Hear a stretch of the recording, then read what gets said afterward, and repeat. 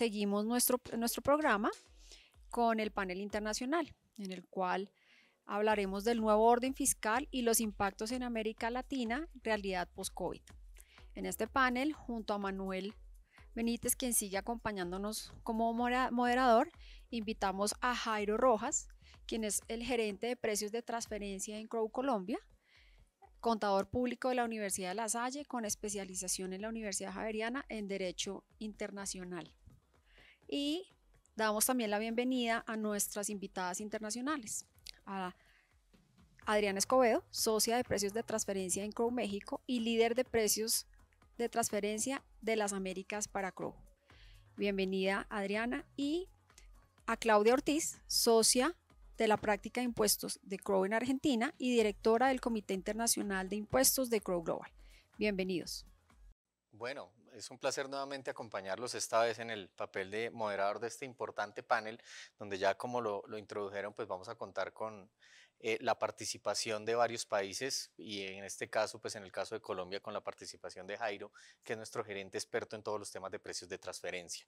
Este panel lo hemos denominado el nuevo orden fiscal y los impactos en el continente, una realidad post-COVID.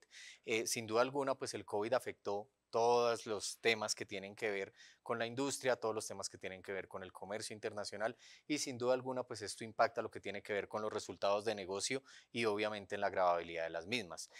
La tributación internacional es un tema dinámico, es un tema que cambia todos los días, pero pues en este panel vamos a tratar de condensar cuáles son esos aspectos en los cuales se están centrando las administraciones tributarias y hacia dónde van esas tendencias de tributación internacional, muy de moda hoy en día, sobre todo en Colombia, que pues al ser miembro de la OCDE ha venido recogiendo en su jurisdicción interna y en su legislación tributaria varias de las acciones BEPS, que son recomendaciones que emana la OCDE y que simplemente lo que buscan esas acciones BEPS es evitar que de manera artificiosa se muevan utilidades o beneficios entre jurisdicciones con el único ánimo de aprovechar un convenio de doble imposición, por ejemplo, y así bajar la carga tributaria sin que exista algo de lo que vamos a hablar a continuación, que es la sustancia. Hay conceptos que toman especial importancia hoy en todo lo que tiene que ver con la fiscalía internacional y los temas de precios de transferencia, que básicamente pues vamos a tratar desde la perspectiva de cada uno de nuestros expertos. Claudia, que nos acompaña desde Argentina, a la cual doy la bienvenida. Adriana, desde México, que también pues nos va a dar sus comentarios, que son personas que tienen amplia experiencia en este mundo tributario y que nos pueden dar esta visión internacional. ¿Cuál es la idea? Pues teniendo en cuenta que Crow cuenta con una red global, pues hacer también aprovechamiento de esta red en estos espacios para contarles a ustedes de primera mano cuáles son estas tendencias. Entonces, vamos a tratar distintos temas. El primero de ellos, pues van a ser como esas tendencias que se observan a nivel global en todo lo que tiene que ver con los temas de la OCDE, con la fiscalía internacional. Básicamente, como les comentaba ahorita, hay algunos principios que deben observarse en lo que es la Fiscalía Internacional y que en las preparaciones previas que hicimos de este panel, pues identificamos como comunes a todas nuestras jurisdicciones. Aquí básicamente estamos hablando de temas como la sustancia sobre forma, la cual yo hablaba un poco hace unos minutos. De lo que se trata es que efectivamente cuando yo tengo una estructura de negocio que implique 4, 5, 6 jurisdicciones, pues la misma sí esté basada en un negocio legítimo, en un negocio real y que tenga esa sustancia para poder justificar pues, por qué estoy operando en una jurisdicción.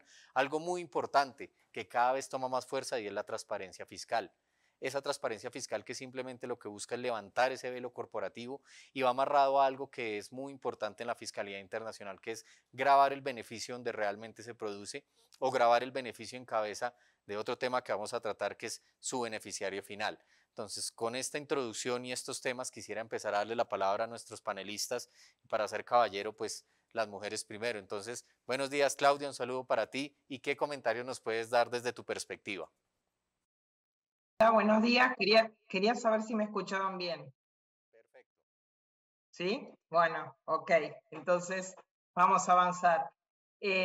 Ante todo, muchas gracias a Crow Colombia, Manuel, Juan Carlos, Pedro, Jorgito, bueno, todos los amigos queridos que tengo allí en Colombia por esta invitación. Muy importante, por cierto, para poder unir puentes y conectarnos, ya que nos permite este nuevo sistema de screen by screen, pantalla por pantalla, conectarnos mucho más rápido de como lo hacíamos antes. Con relación a la introducción que hizo Manuel, que es muy interesante, lo que estamos viendo desde el área de tax, o lo que tiene que ver con el International Tax Committee que lidero, y que Adriana es la representante de las Américas dentro del comité global, como que habría tres aspectos claves, que es, uno, el primero sería la responsabilidad del, perdón, estoy medio de las vacaciones, quedé así. Uno sería la responsabilidad del governance, de las compañías. Otro sería la digitalization de todas las operaciones. Y por último, también tenemos como aspectos claves tener en cuenta el compliance internacional versus el compliance local. Con relación al governance, que era un poco lo que Manuel estaba introduciendo, que vamos a hablar ahora, todo lo que tiene que ver con transparencia fiscal fue, de alguna manera, un proceso que se originó a través, ustedes se acuerdan, de los Panama Papers, que en realidad eran 214.000 empresas offshore que se encontraron en la firma panameña Mossack Fonseca. Después tenemos los Swiss Leaks, que era básicamente toda la información contenida en el banco HSBC, el Luxemburgo Leaks, que eran operaciones secretas de 343 empresas internacionales para evitar el pago de los impuestos, y el más reciente es el Pandora Papers, que tiene que ver con una denuncia que hacen una serie de periodistas especializados sobre la cantidad de compañías que trabajaban sobre lo que nosotros en Tax le llamamos la opacidad, o sea, tratar de interponer determinadas estructuras, ya sea a través de empresas, fondos fideicomisos, fondos fiduciarios y un montón de estructuras para evitar que se conozca quién era el beneficiario final efectivo de esa renta. Cabe hacer una aclaración. Vos sabés, Manuel, que hay todo un problema, no solamente cultural, sino lo que tiene que ver con un tema de terminología. Según cómo vos leas en el propio idioma la legislación de tipo anglosajona, o la legislación francesa, o la legislación en español, la definición de beneficiario final no es la misma, digamos que se presta a determinadas interpretaciones, lo cual hay que verlo en el contexto del doing business del país del cual estemos hablando, que generalmente uno piensa que la traducción puede ser literal, pero no siempre es fácil de determinarla. Con relación al tema del beneficiario final, eso sería un poquito en el contexto internacional. Ustedes saben que el GAFI, que es la organización que trabaja sobre estos temas de transparencia, ha hecho una definición del beneficiario final, entendiendo por tal a cualquiera que esté detrás de una empresa, una organización, pero siempre llegar a la persona natural, y tratando de saltar todos los pasos o personas o estructuras o lo que haya en el medio. Eso fue incorporado, es lo primero que se ha incorporado a nivel internacional y que es lo que fue tomado en las recomendaciones de OCDE, que es lo que fue tomado en las reformas de muchos convenios para evitar la doble imposición. Si quieres, no sé si quieres que te comente el caso argentino ahora, tú dime, o lo comento después, porque primero hablé de un poquito de la parte internacional y como socia de Argentina te puedo comentar un poquito cómo está el tema en Argentina, Manuel. Ya lo Tú me aterrizamos dices. en 2 minutos el tema del beneficiario final. Muy interesante esta contextualización que haces, Claudia. Y como podemos ver, tenemos muchos elementos comunes que es como esa transparencia fiscal, insistimos, y buscar esa sustancia en las operaciones. Para hablar de estos temas generales, pues ahora quiero invitar a Adriana desde México. Adriana, pues muchas gracias por aceptar esta invitación. ¿Y qué comentarios de manera general nos tienes de la aplicación de todos estos temas de transparencia y de sustancia sobre forma en el caso mexicano? Todos, un saludo aquí desde tierras mexicanas. Muchas gracias, Clau, también por compartir la pantalla ahorita con nosotros, ¿no? Pues mira, yo les diría que hemos pasado y hemos evolucionado de una forma muy, muy importante, muy acelerada. Comenzamos hace algunos años con temas de globalización, ¿no? Donde todos teníamos y queríamos compartir y teníamos que ser parte de un sistema mucho más integrado. Después pasamos a una era un poco más del proteccionismo, ¿no? O sea, mucho más leyes, mucho más específicas y rigurosas para cada país que tenían un contexto justamente de protección al interior de estos países. Y ahora estamos en una era de transparencia, completamente una era digital que amerita una transparencia tributaria mucho más importante y mucho más evolucionada justamente por toda la facilidad con la que se pueden dar algunos temas de transferencia de recursos y compartir recursos en otras jurisdicciones que no necesariamente cumplen con este tema de la sustancia y de la transparencia, ¿no? En este ámbito justamente y en esta necesidad también de alcanzar esta transparencia, pues es que nos vemos ante la creación de diferentes leyes, de diferentes ordenamientos que se unen y convergen en un mismo momento a partir de los temas internacionales, como es el compartir esta información de manera internacional con diferentes tipos de reporteos o de instrumentos. Dígase, por ejemplo, los reportes como el country by country, recordarán bien desde la parte de transferencia, estos temas específicos de conceptos como los beneficiarios finales o beneficiario controlador, como le llamamos aquí en México, ¿no? La constante actualización de guías y ordenamientos, como son esto de las guías de transferencia emitidas por la OCDE. Y todo esto tiene obviamente la necesidad justamente de alcanzar esta nueva era, de que en esta nueva era de los negocios expeditos, de los negocios inmediatos a través de las redes, de la tecnología, pues alcancemos ahora este, aspecto tan importante que es la transparencia en materia tributaria. Yo sería mi comentario de inicio. Muchas gracias, Serena, muy interesante y algo que tú mencionas que es muy importante, como lo hablábamos ahorita en el aspecto contable, es el sentir de la comunidad tributaria más en los temas internacionales, que la transferencia de utilidades cada vez está más controlada y el tema internacional cada vez va más en línea con esta inmediatez que tú mencionas y con esa búsqueda de grabar realmente el beneficio donde se produce y en cabeza de quien se produce. Muchas gracias, Adriana. Y ahora para el tema colombiano, Jairo, pues bienvenido. Gracias por participar en este panel y qué comentarios nos puedes dar sobre estos temas en el caso colombiano desde tu experiencia. Bueno, gracias Manuel. Antes pues quisiera saludar a nuestros participantes, muy buenos días y de verdad que gracias por la participación y por supuesto un saludo a mis colegas en Argentina y en México y sobre todo a mis amigas de la Red Crow. Bueno, yo digamos que al respecto quisiera dar un par de comentarios a esos puntos que tú has mencionado, Manuel, desde la óptica colombiana.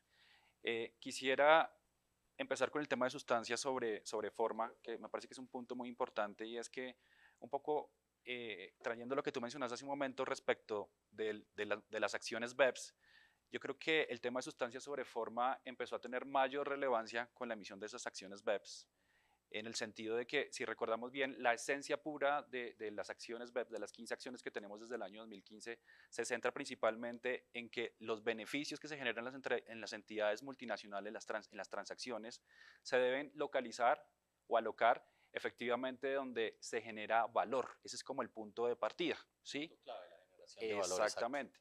Y desde esto empieza a partir unos cambios muy importantes en la forma en que, por ejemplo, nosotros empezamos a ver esas transacciones entre compañías vinculadas. Y es que, por ejemplo, ya no trabajamos hacia la línea de cuando estructuramos una transacción, de simplemente verificar cuál es el margen de utilidad de esa transacción, cuál es el margen que me obtendría o estaría en un rango, sino que sencillamente lo que tenemos que ahora preguntarnos es situaciones como, ¿estamos al frente de una operación real, legítima de negocio?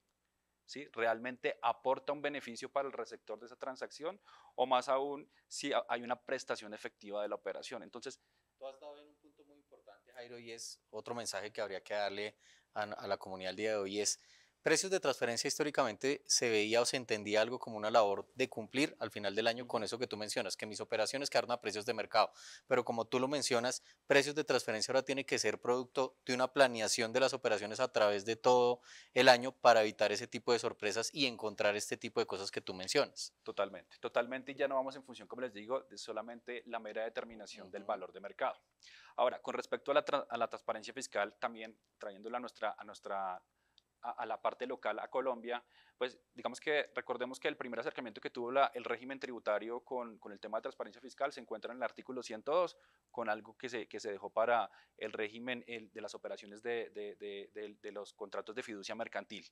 Pero si vemos también el estatuto, se han tratado de buscar normas o tratamientos para operaciones específicas, y me refiero aquí en este caso a las operaciones que se realizan con paraísos fiscales, con regímenes tributarios preferenciales y regímenes de baja o nula imposición, en el cual ya vemos una exigencia básicamente que para poder tratar estas transacciones se exige que desde la óptica de precio de transferencia se demuestre la legitimidad de la operación. ¿Y cómo se demuestra esa legitimidad? Sencillamente con la demostración de las funciones, activos y riesgos de esas transacciones desde la parte de la operación con el paraíso fiscal. Algo muy importante que también quisiéramos dejar claro en la mañana de hoy es que las operaciones con este tipo de jurisdicciones no están prohibidas. Lo que yo debo hacerlo es de la manera correcta, que tengan la sustancia y que vía precios de transferencia y todas este tipo de pruebas que puedo llegar, demostrarle a la administración tributaria en caso de que sea necesario que son operaciones legítimas y operaciones de negocio. Totalmente.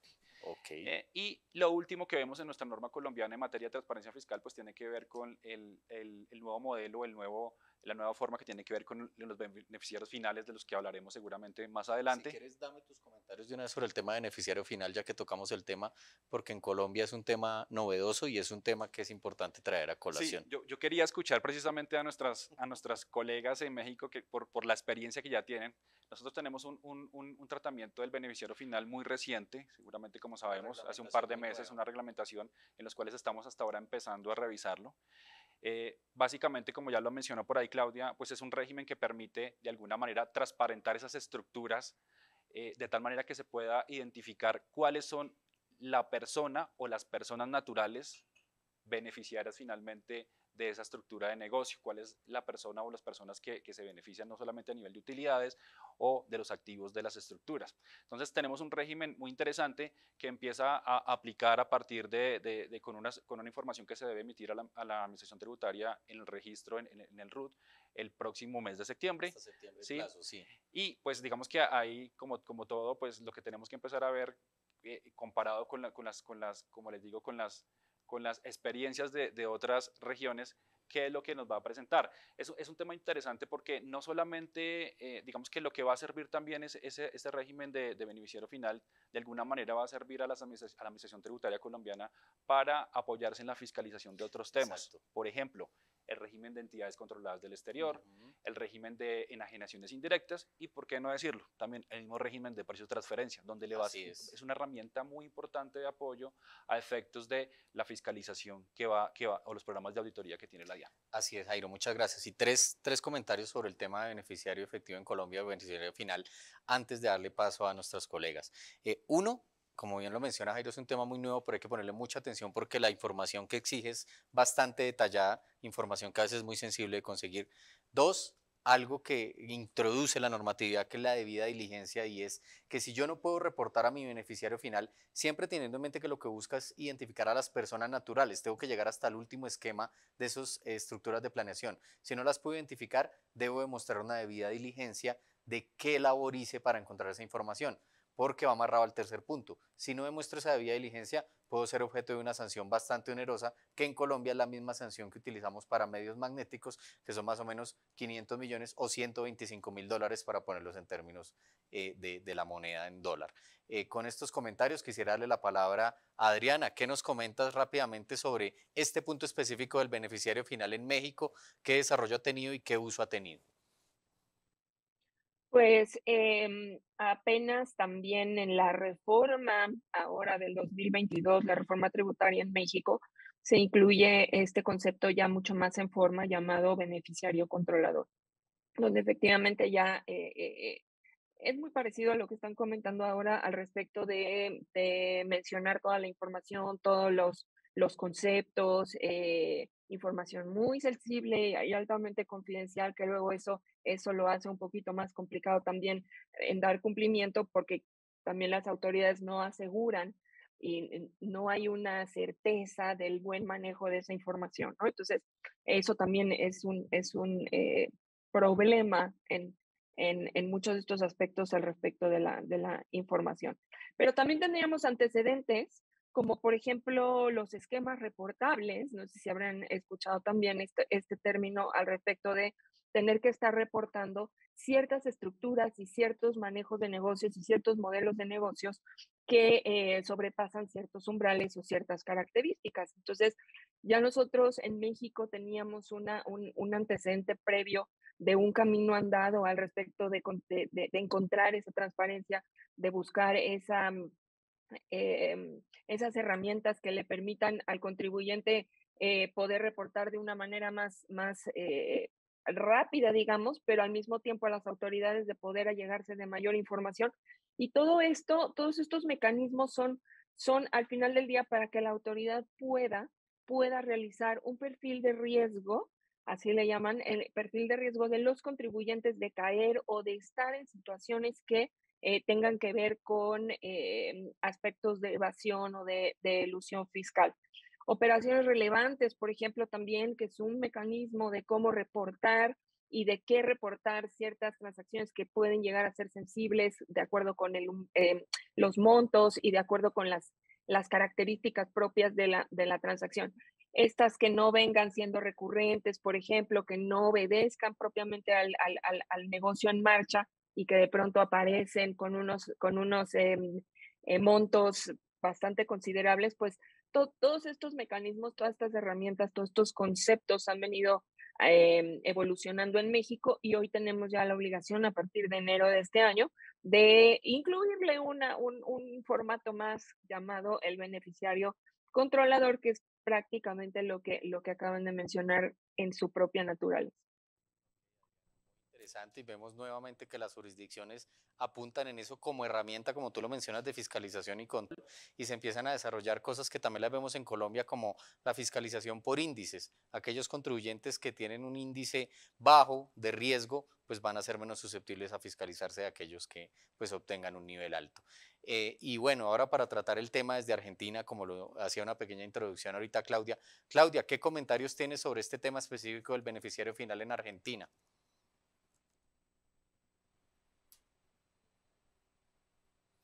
Tenemos ahí un tema de conexión. Bueno, tenemos ahí un pequeño inconveniente, lo que pasa en la virtualidad, que siempre pues estamos supeditados a que pasen este tipo de inconvenientes técnicos. Pues continuemos, Jairo. Y para centrar ya la charla en los temas que tienen que ver con precios de transferencia, como vemos es un tema muy dinámico, es un tema muy cambiante, la tributación internacional avanza a pasos agigantados y pues para centrarnos en el tema específico de precios de transferencia, ¿qué perspectiva ves tú de este tema en Colombia y hacia dónde puede ir en el futuro? Quisiera que me dieras algunos comentarios de cómo es esa situación para nuestro caso local específico. Claro que sí, Manuel. Digamos que lo que hemos visto en Colombia y seguramente los contribuyentes ya han venido experimentando es una alta fiscalización, alto nivel de fiscalización por parte de la Administración Tributaria, donde pues, claramente ya cuestionan a profundidad pues, los informes locales, los estudios de precio de transferencia. Y esto lo que nos lleva a la conclusión es que con mayor razón los estudios, los informes locales deben ser preparados de la mejor manera posible, dejar la adecuada documentación de la información, porque es lo que va a permitir al final sustentar los análisis de las transacciones que se objetan a efectos impositivos. Entonces, esta es como la tendencia que hemos visto.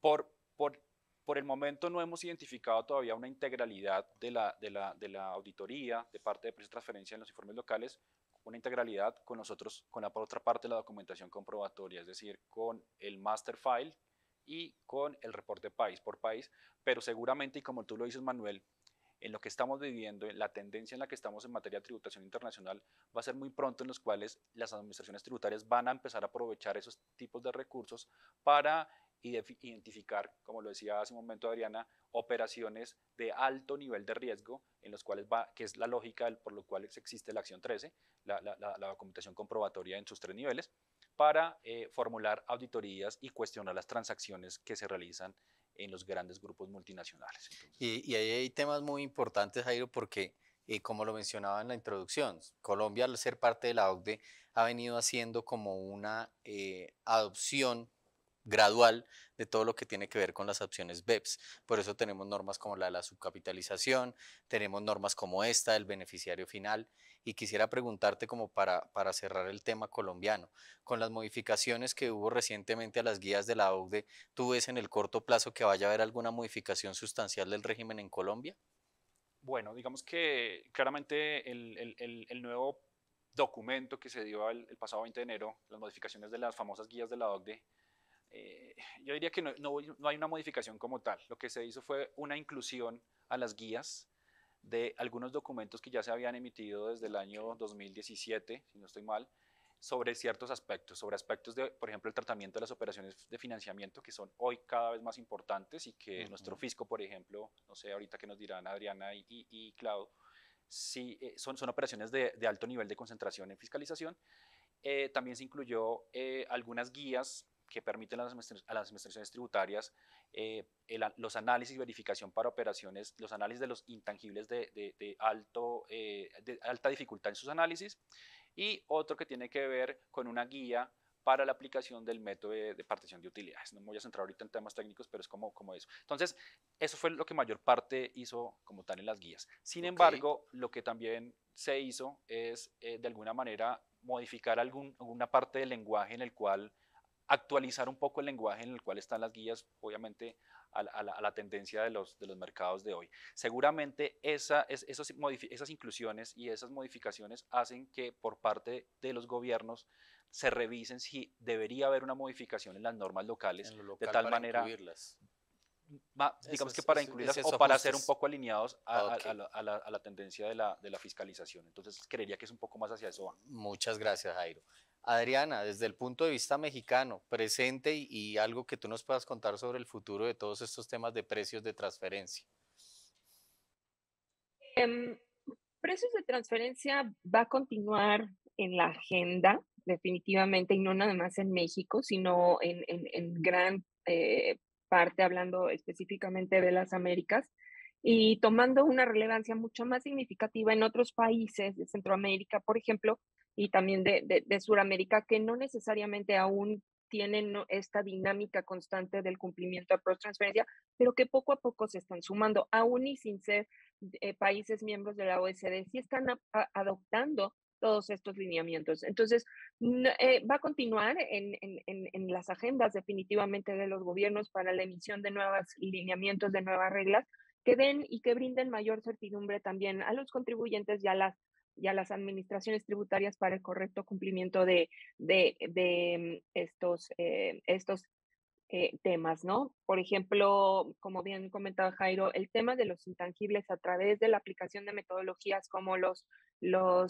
profit sharing métodos o metodologías de repartición de utilidades que involucran intangibles, por ejemplo, también tienen un auge muy importante y capítulos nuevos en estas guías para su correcta entendimiento, para su interpretación y sobre todo para aterrizar todos estos conceptos en la documentación y y no solamente en la documentación, porque si lo juntamos, digamos, si hacemos un match con la transparencia y con la sustancia, todo esto está encaminado a determinar que todos estos negocios son legítimos y son genuinos y corresponden a un modelo de negocios y a una necesidad de penetración de mercado, a una necesidad de continuar en los mercados totalmente genuina, ¿no? Que los negocios nacen para eso y están hechos también para crecer y para desarrollarse, ¿no? Entonces, temas también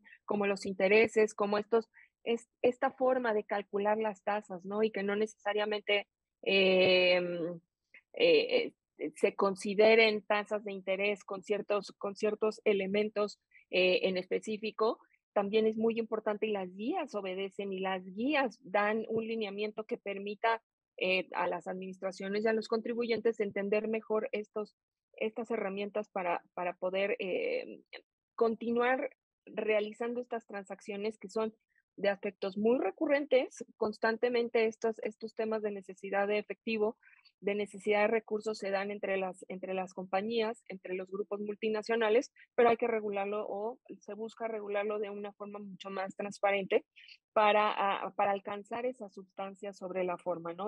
Ya no es necesario, ya no es aceptable más bien el hecho de mencionar que la tasa está en rango, que el contrato se tiene incluso, ¿no? Estos también herramientas legales que brindan certeza o que buscan brindar cierta certeza jurídica a las transacciones, ya no es necesario solamente eso. Eh, o más bien ya no es lo más relevante. También los aspectos del fondo sobre la forma van a ser los más importantes para saber si efectivamente quien presta los recursos tiene la capacidad de prestarlos y quien recibe los recursos tiene la necesidad de recibirlos y no nada más obedece a un aspecto de envío de recursos o de asignación de recursos, repartición de recursos a partir de cierta necesidad al interior del grupo que permita una eficiencia tributaria mucho más manejable. Muchas gracias, Adriana. Creo que recuperamos la conexión con Claudia. Claudia, en aras del tiempo, pues ya estamos cerrando. ¿Pudieras darnos algunos comentarios finales muy cortos de tus expectativas sobre el tema de la Fiscalía Internacional y cómo va a transcurrir esto, pues ahora en esta etapa que llamamos pospandemia, aunque aún hay cierta incertidumbre sobre eso? Entonces, muy corto, ¿cuál es tu perspectiva de estos temas a futuro? Sí, ¿ahí me escuchan, Manuel? Te escuchamos perfecto. Bueno, muchas gracias. No sé qué pasó, que me quedé sin comentar lo de Argentina de beneficiario final. Perdón, hace más de 20 años que nosotros damos información, pero al principio era información de quién era el accionista. Y en abril 2020 se incorporó todo un régimen similar al que tenían, al que mencionaron ustedes, para ir trabajando sobre el tema de la opacidad. Con relación a lo internacional, lo que quería comentar es que a través de la pandemia se han acelerado muchos procesos de la digitalización, por ejemplo, se han acelerado muchos procesos del trabajo de la gente, que se puede ahora, teniendo una buena internet, no como la que parece que tengo yo, y una buena computadora, uno puede trabajar desde cualquier lado. Eso va más allá de lo de tax. Y hay algunos cambios de paradigma respecto de determinadas jurisdicciones, donde había estado repasando cuáles eran los países más complejos y los países más simples para trabajar desde el punto de vista del doing business, que incluye no solamente la parte de tax, sino también el compliance en su conjunto. Por ejemplo, nosotros tenemos Curazao, que siempre fue una jurisdicción amigable para operaciones offshore y ahora requiere la demostración de la sustancia sobre la forma, que era lo que estaban un poquito hablando Jairo y Adriana. Eso es un cambio de paradigma importante. Y por el otro lado de la vereda de enfrente, nosotros nos encontramos con Hong Kong, que es una jurisdicción completamente, en términos internacionales decimos friendly, porque no tiene VAT, te permite formar una sociedad a través de Internet nosotros en Argentina decimos en un toque, algo rápido, y tiene un nuevo régimen de funding que es muy importante para alocar inversiones. Con lo cual estamos viendo que las estructuras que siempre nosotros decíamos de planificación fiscal eran dinámicas, hoy por hoy, no solamente que son dinámicas y que tenemos que estar trabajando con ellas como para trabajar en una planificación fiscal prudente, no agresiva, que es lo que las normas de la OCDE están de alguna manera enfocadas o no persiguiendo, sino viendo cómo se va moviendo. Luego es importante tener presente que las recomendaciones que hace OCDE, como el impuesto global mínimo del 15%, que eso tiene que ver con una lucha de las dos potencias comerciales, Estados Unidos versus China, porque ustedes saben que los productos chinos tienen una introducción a nivel global en todo el mundo por el abaratamiento. Entonces dice, bueno, si otros países no son competitivos, ¿por qué no ponemos un impuesto global mínimo del 15%? Y de alguna manera unificamos esta cuestión. Eso no creo que sea receptado por los gobiernos, máxime con la crisis producida por la pandemia, donde se necesitan más recursos para atender las cuestiones no solamente sanitarias, sino también de su asistencialismo a sectores más afectados, hace que uno ve las recomendaciones de OCDE, pero eso no quiere decir que las administraciones tributarias de los países las vayan a adoptar. Sí puede ser que estén adoptando determinados cambios en los convenios de doble imposición donde quieren beneficiar determinadas o promover determinadas actividades o determinadas regiones.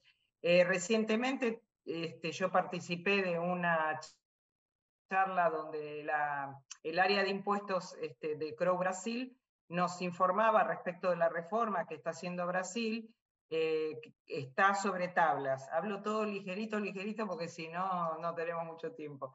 Y es muy, muy importante tener en cuenta porque va a haber un cambio muy importante en la tributación brasilera que hace años que no se modifica.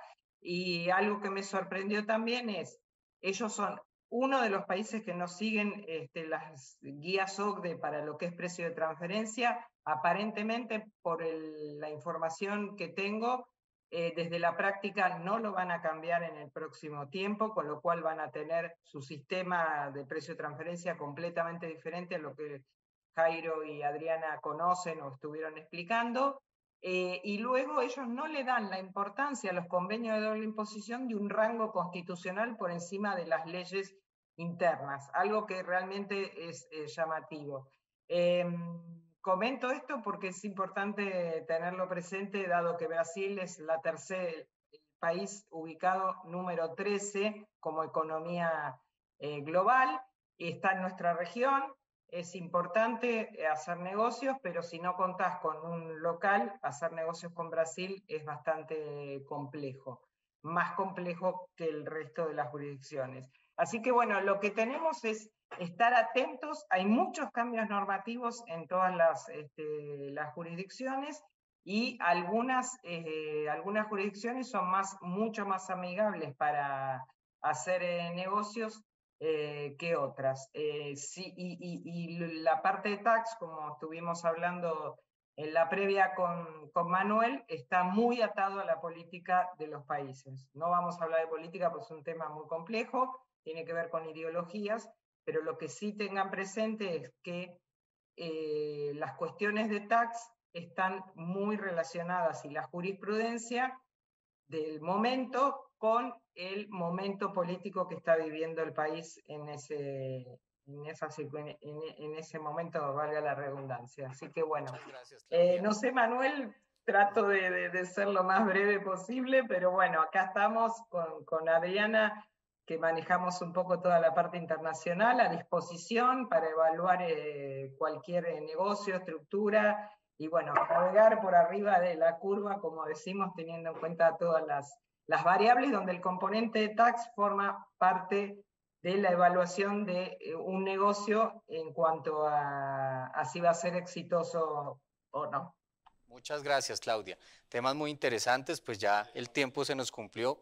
Jairo, ¿algún comentario muy corto para cerrar? Quisiera cerrar mi intervención con algo muy rápido que tenía aquí anotado como conclusión. Entre el cielo y la tierra no hay nada oculto. ¿Y por qué lo digo? Ya lo vimos. Tenemos un tema de sustancia sobre forma, tenemos un tema de transparencia fiscal con los temas de los beneficiarios finales y también tenemos un tema ahorita que está del auge que no alcanzamos a hablar por temas de tiempo de la tributación del mínimo del GLOBE del 15% que se está proponiendo. Global. ¿Qué hace esto al final? Pues que la tributación internacional ha cambiado, lo que se nos viene es un tema diferente y me atrevería a decir un poco que realmente, y acogiendo lo que decía hace un momento Pedro Sarmiento en el anterior panel, realmente no estamos ni siquiera en el año de la planeación, sino creo que es en la era de la planeación donde cada vez más importante que las transacciones se planeen en aras de la verificación de estos componentes que ahora estamos en materia de tributación internacional. Muy importante ese mensaje, Jairo, y linkémoslo precisamente a lo que decía Pedro. Es importante planear y precios de transferencia, la planeación internacional no puede ser ajeno a ello. Pues muchas gracias a nuestros panelistas internacionales, Adriana, Claudia, como ya lo mencionaron, nuestra red global de Crow siempre está dispuesto a atender las necesidades de nuestros clientes y Jairo, como gerente del área de precios de transferencia, pues también apoyar en todo lo que necesiten en estas labores. Muchas gracias a todos y continuemos con nuestro siguiente panel.